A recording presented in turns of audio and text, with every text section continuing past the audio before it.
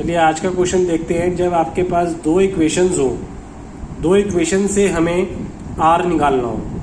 अभी तक तो आपको एक्स और वाई दिया था पिछले क्वेश्चंस में, तो हमने सिंपल करके हमने कोरिलेशन निकाल लिया था। अब दो इक्वेशन से कैसे निकालेंगे, इसमें क्वेश्चन लिखा हुआ है find mean of X and Y and coefficient of correlation between them from the two regression equations. दो रिग्रेशन इक्वेशंस है, उससे आर निकालना है आपको।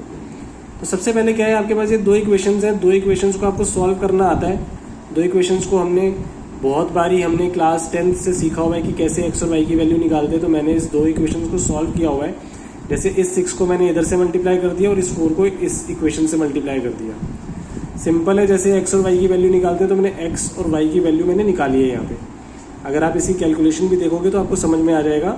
6 × 4 24, 6 × 2 12, 6 × 100 600, 4 × 6 24, 4 × 4 16, 4 × 20 80।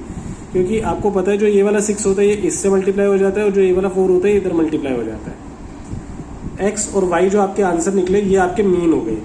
ठीक है, ये एक्स का मीन हो गया और ये वाई का मीन हो गया। चलिए अब हम आर निकालते हैं। आर कैसे निकलते हैं, हम पहली वाली इक्वेशन जो ये 4y - 2x - 100 है, इसको मैं y ऑन x मान लेता हूँ। तो y ऑन x जब मैं इसको एज्यूम कर रहा हूँ तो जो y है, ये जो y है, y वाले को मैंने यहीं रखा, बाकी x वाले को मैंने यहाँ पे शिफ्ट कर दिया। फिर इस 4 को मैंने दोनों से डिवाइड कर दिया। तो मेरा जो by(x) था, जो x का कोफिशिएंट है ये वाला, ये जो 2/4, ये जो कोफिशिएंट है ये मेरा by(x) बनेगा। और दूसरी इक्वेशन को अगर मैं x ऑन y मानता हूँ, मतलब कि bxy, तो क्या करेंगे, x वाले को मैंने यहीं रखा, बाकी y वाले को उधर ट्रांसफर कर दिया 20 के पास। 4 से डिवाइड करा तो जो मेरा y का कोफिशिएंट आया ये मेरा bxy होगा।